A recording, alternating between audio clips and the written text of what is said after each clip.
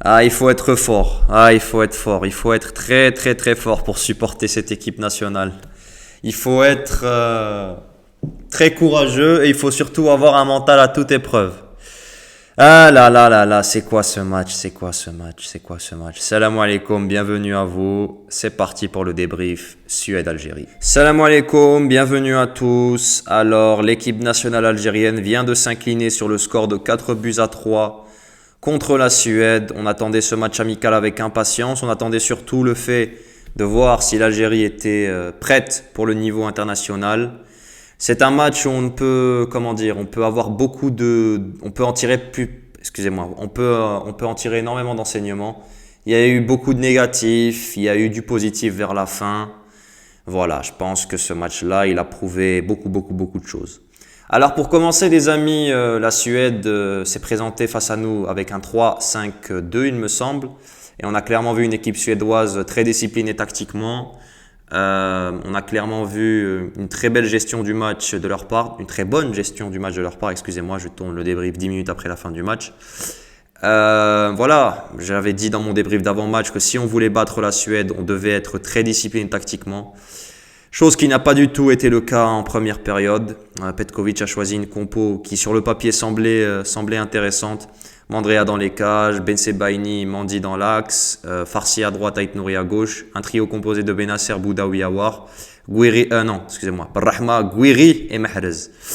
Alors durant la première période, on avait bien commencé les 5-6 premières minutes.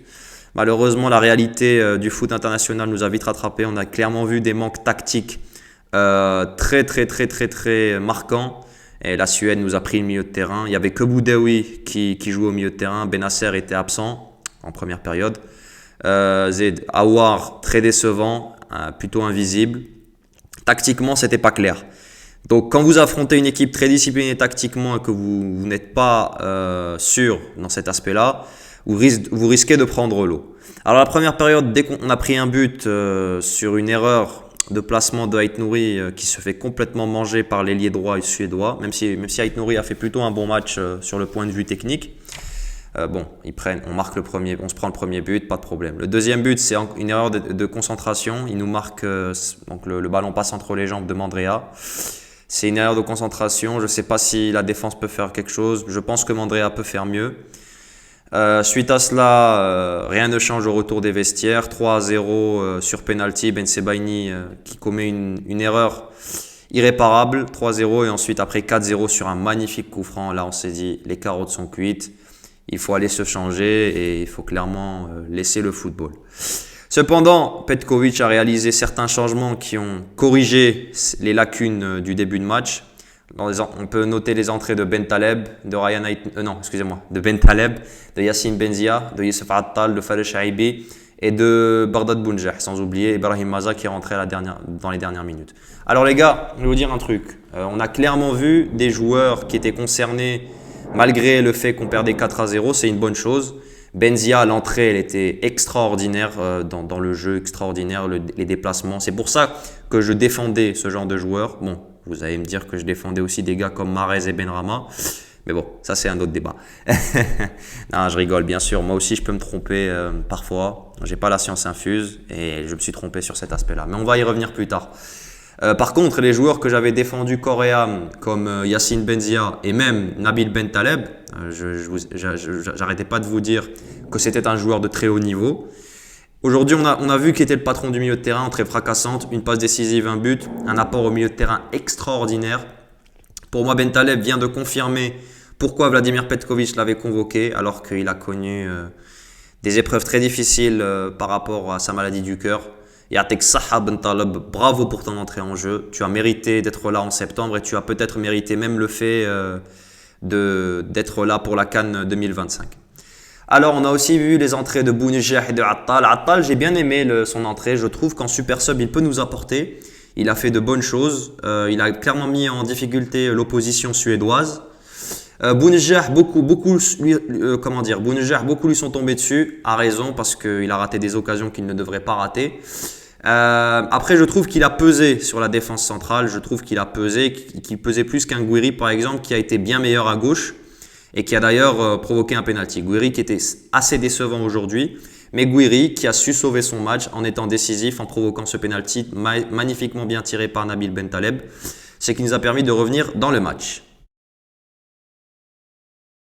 Mais bon, on se doit d'être honnête, les frères et sœurs qui nous suivent, bien évidemment. Bon, on a énuméré les points positifs de ce match, alias les entrants, les entrées et certains joueurs qui étaient présents. Mais on va aussi parler du négatif. Au milieu de terrain, tactiquement, ce n'était pas clair. La Suède nous a laissé la balle et on n'en arrivait pas à faire grand-chose, si ce n'est les premières occasions du début de match. Au milieu de terrain, Boudaoui était tout seul. Heureusement qu'il était là. Benasser était en difficulté en première période avant de se réveiller à la 60e. Qui d'autre? Oui, Aouar, plutôt décevant. J'attendais énormément de Aouar et Brahma et malheureusement, ils ont montré le fait qu'on ne peut pas compter sur eux sur des matchs de cette envergure. Même un Shaibi a plus apporté qu'un Aouar. Pourtant, vous savez très bien qu'est-ce que j'en pense. Shaibi, je l'ai pas épargné dans mes critiques, mais je trouve qu'il revient bien dans cette fin de saison avec Francfort. Bon, il est rentré les 10 dernières minutes, je pense, mais je trouve qu'il était meilleur que Aouar, c'est dire. Aouar qui a joué plus de 80 minutes. Alors, on a aussi eu de gros problèmes dans l'animation offensive, si ce n'est Benrahma et Ait Nouri sur les côtés qui essayaient de combiner. Ait Nouri qui techniquement a fait un bon match, mais bon, ça se voit qu'il vient de Wolverhampton. Et j'espère que Pep Guardiola va pouvoir lui retirer certaines défaillances et certains excès d'individualisme qui peuvent nuire à le bon déroulement de l'action offensive. Mais bon, ça se travaille. Il va signer à Manchester City et j'espère que Guardiola va bien travailler avec lui. On va continuer dans cette ligne de mesure. On va parler des joueurs décevants. Alors, Mahrez, Riyad, j'attendais énormément de toi. J'attendais que tu nous fasses taire. Malheureusement, aujourd'hui, c'était très compliqué pour toi. Par la passe, c'était compliqué. Vous n'arriviez pas à vous trouver avec Gouiri. D'accord, Amoura n'était pas là. Tu t'entends très bien avec Amoura. Mais normalement, avec Gouiri, vous devez vous entendre. Vous parlez le même football. Et là, malheureusement, Riyad, aujourd'hui, c'était compliqué pour lui. Esley à droite. Bon, il essayait de faire les replis défensifs, d'accord, mais on en entend plus. C'est Riyad Mahrez quand même. Et malheureusement, il n'a pas été au rendez-vous aujourd'hui. Je peux aussi rajouter le match de Gouiri. Alors, quand il a été repositionné à gauche, il a montré de très belles choses, surtout à la fin de match. Je ne sais pas si c'est une consigne de Petkovic, mais il a raté un petit peu ses 50 premières minutes. Il les a ratés. Il perdait des ballons qu'il ne devait pas perdre. C'est mon avis, d'accord. Et bon, à la fin, il a été positionné à gauche, il a montré de meilleures choses. Qu'est-ce que je peux rajouter? Farsi, c'était compliqué sur son côté. On a vu le numéro 30, là, le mec qui joue frère, on s'est pris un triplé par un mec qui joue au Chypre. Il n'avait plus marqué depuis 2023. Bref, on va pas s'énerver. Qu'est-ce que je peux dire encore? Mahrez, ouais. Mandrea. Bon, Mandrea, va falloir en parler, les frères. Un tir, un but. Il a fait des arrêts en première période, ok, mais c'est pas un gardien fiable. Bon, le penalty, il peut rien faire, ça arrive. Le coup franc, je pense que le positionnement Théo, il peut mieux faire. Et le deuxième but, je sais pas s'il est exemple de tout reproche. Ce qui est sûr, c'est que si c'était Raïs Mboulhi, bon, c'est le passé, Mboulhi, c'est le passé, qui était dans la situation du premier but, je pense qu'on pouvait même pas le prendre. Parce que si vous voyez bien, le positionnement de Mandrea laisse à désirer quand on se prend ce premier but. Donc ouais, Mandrea, c'est très compliqué, il a joué son va-tout. Je pense que le numéro 1 se nomme Alexis Gendouzi. Bonbot a montré de belles choses également. Et il y a aussi Okidja qui attend, donc ouais, Mandrea, c'est pas fameux du tout. Il va falloir vraiment songer à ne pas le mettre titulaire et à peut-être même ne plus le convoquer. Bon, vous avez vu la Suède, équipe européenne, ils ont des joueurs qui se connaissent à la perfection. Ils ont quand même mis 4 buts sans Gyökeres, sans Isak et sans Kulusevski. Et ni Elanga.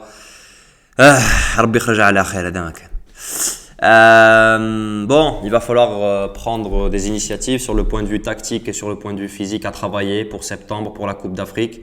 Bon, je pense que le niveau africain, il est quand même plutôt inférieur au niveau européen.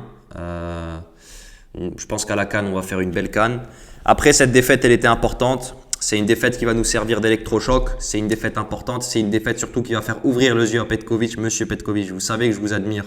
Mais là, il y a certains joueurs, c'est plus possible. Certains joueurs n'ont plus leur place ici. Et qu'est-ce que je voulais vous dire? C'est comme ça, on a appris, je pense que l'équipe nationale algérienne en ressortira grandie de cette rencontre. Voilà, on s'est pris 4 buts, catastrophique pendant les 60 premières minutes. On a su réagir avec des changements encore une fois très concluants de la part de Petkovic. On peut dire ce qu'on veut, hein, l'approche était très mauvaise, mais le résultat est là. Le résultat, c'est que les changements ont apporté quelque chose de plus. Et si ce n'était pas quelques occasions ratées, bon, Bounja, je trouve qu'il a pesé il a pesé auprès de la défense adverse. Bon, vous savez très bien ce que je pense de Bounja. Je pense qu'il faut tourner la page, mais je pense qu'il a fait une belle entrée au niveau du jeu. Bon, je pense qu'il aurait dû mettre Edik l'occasion, il la met. Je pense qu'on repart avec le match nul. Mais malheureusement, pour conclure cette vidéo, je vais mentionner les tops et les flops. Top, homme du match, MVP, Nabil Bentaleb, yatik saha khoya. Tu as montré à tout le monde pourquoi tu étais un joueur de haut niveau, pourquoi tu as joué à Tottenham, pourquoi tu as joué à Schalke 04 en Champions League, tu mettais des doublés contre Manchester City à l'époque, et pourquoi tu joues à Lille en Champions League et en Europa League. Yatik saha khoya, tu mérites ta place en équipe nationale, plus aucun doute là-dessus. Maintenant, Bentaleb, il va falloir maintenir ta régularité, on te connaît. Parfois, comment je peux vous mentionner ça? Tu te relâches parfois. Là, il faut que tu maintiennes ta régularité et que tu nous démontres pourquoi tu veux t'installer comme le futur patron du mitard en équipe nationale. Ait Nouri, il a fait un bon match, même s'il s'est fait complètement manger par les liés droits suédois. Benzia, entrée extraordinaire, j'ai bien aimé tactiquement, c'est un joueur de ballon, il a fait mieux que Mahrez alors que Mahrez avait 60 minutes dans les jambes. Attal, qui est très critiqué, moi le premier je le critique, mais force est de constater les frères, contre le Rwanda, il a été solide, il a plutôt bien joué et aujourd'hui il a fait une très belle entrée face à la Suède. Natolo haqqo, on va pas se mentir, même si moi je suis pas fan du choix. Mais Attal, il a montré aujourd'hui qu'en super sub, il pouvait apporter. Il a mis à mal la défense suédoise et défensivement, c'était plutôt correct, même si bon, l'Algérie avait plutôt le ballon. Gouiri, merci de t'être réveillé en fin de match, mais c'était plutôt décevant aujourd'hui. Bon, j'espère que tu vas te ressaisir dans les matchs à venir. Au moins, tu as provoqué le penalty, c'est déjà ça. Benacer, c'était très compliqué pour toi pendant les 60 premières minutes, mais tu as su te réveiller après ce but où on t'a vu bien dans de bien meilleures dispositions. Bounja, tu as fait une entrée mi-figue, mi-raisin, tu as apporté dans le jeu, mais devant les cages, c'était très compliqué. Voilà pour les tops. Dites-moi si j'ai oublié quelqu'un. Pour ce qui est des flops, je vous les ai mentionnés précédemment. Mandrea, Mahrez, Barrahma. Pourtant, je le défends, mais il faut dire les faits. Mais si ce n'est les 15 premières minutes où il a bougé sur son côté, par la suite, c'était compliqué. Après, bon, le collectif entier était mort. Je serais tenté de mettre Benacer, mais Benacer a su se réveiller en fin de match, excusez-moi.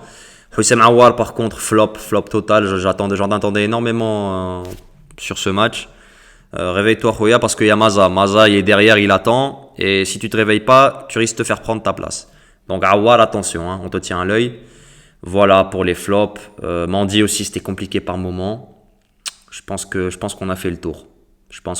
Voilà, je pense que j'ai un petit peu tout dit. J'ai parlé énormément, mais bon, il y avait tellement de choses à dire sur ce match. Comme ça, j'espère que vous avez apprécié cette date FIFA à mes côtés.